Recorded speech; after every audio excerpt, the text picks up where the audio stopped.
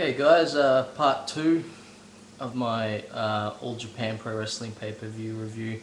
Apologies for before when I mentioned Minoru Suzuki, I was actually referring to Minoru Tanaka, who doesn't use his last name anymore. So yes, not Minoru Suzuki, Minoru Tanaka, the guy who used to work in Battle Arts and has the shot at the junior title in the next month or so. Alright.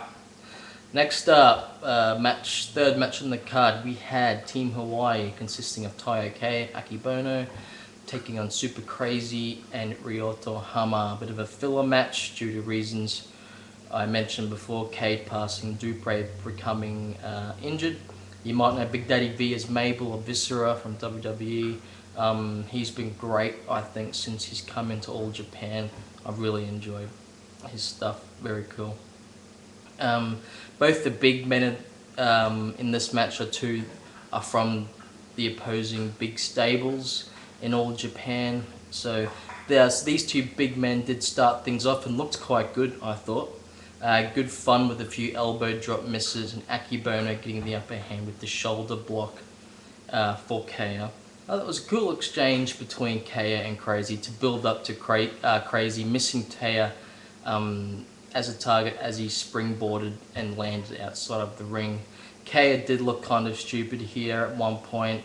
He missed Crazy's cue and went to grab Crazy, and it really exposed the fact that wrestling is simulated. It just looks really bizarre. I think Hama's building of his strong image remained, considering the result of the match.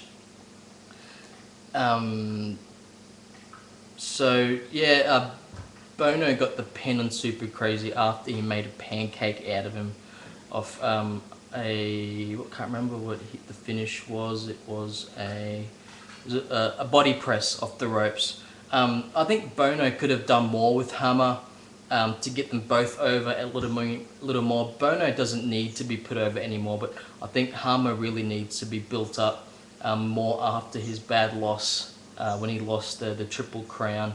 I think his image was really tarnished because of that. I think it wouldn't have hurt the tag team champions image if Hama got the pin on, say, Kaya, but then again, Kaya's getting a Triple Crown shot soon. So I mean, that was never going to happen. I would have personally liked to see Hama get the pin just because I like him and he needs to be pushed more.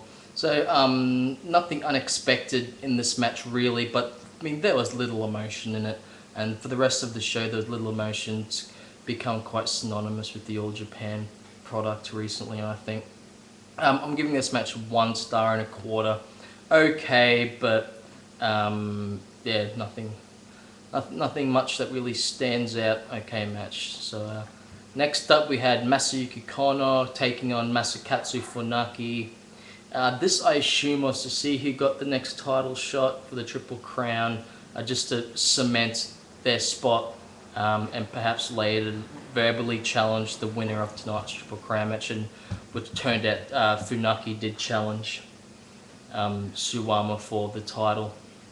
So these guys wrestled in an undercard within the Champions Carnival this year, and their match was okay.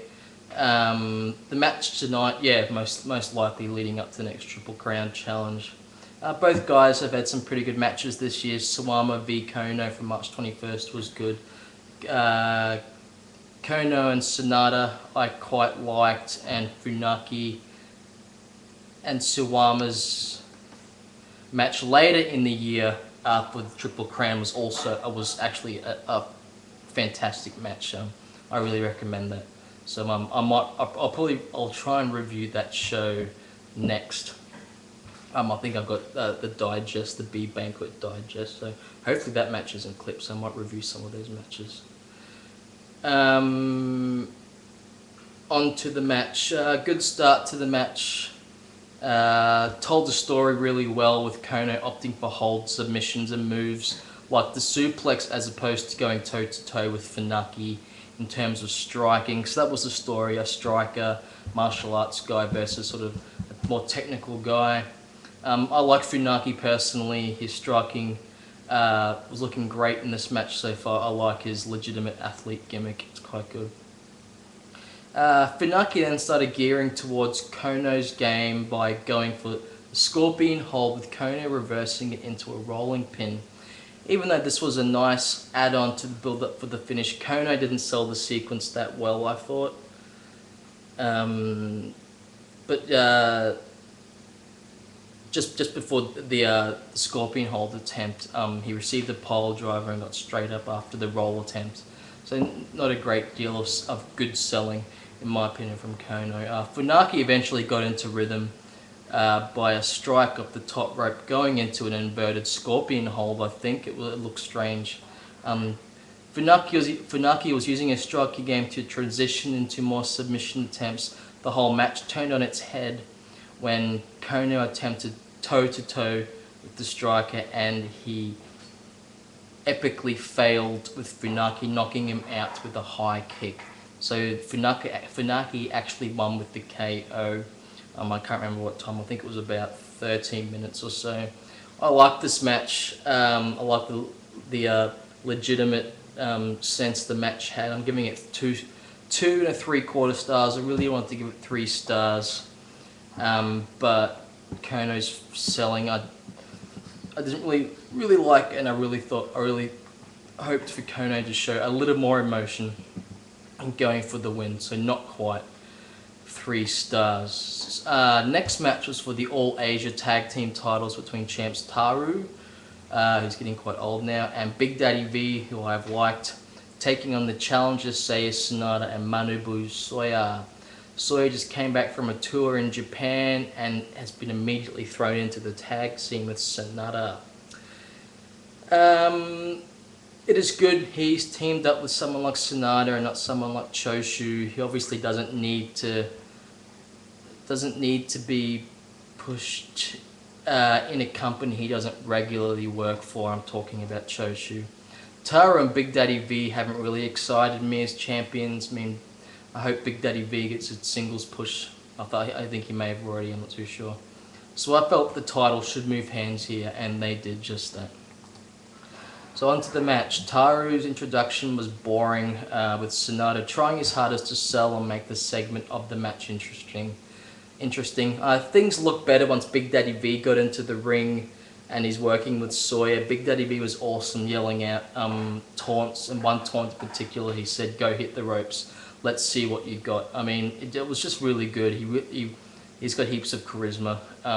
He just sounded so mean at this point. This part was played out slowly. I think both Sanada and Soya worked well, with Big Daddy V in particular.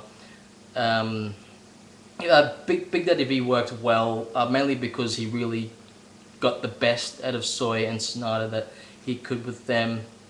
So yeah, I like this match. There was a few parts that annoyed me. I think Soya went in the promo video prior to the match. Soya was doing like squats with Ryoto Hama on his shoulders, and within the match, Soya went to go for some sort of like maybe a small drop or something, and tried to get Big Daddy V in his shoulders, and he missed. He couldn't get him, which is fair enough, but I wish later on in the match he may have actually got Big Daddy V onto his shoulders. That didn't happen.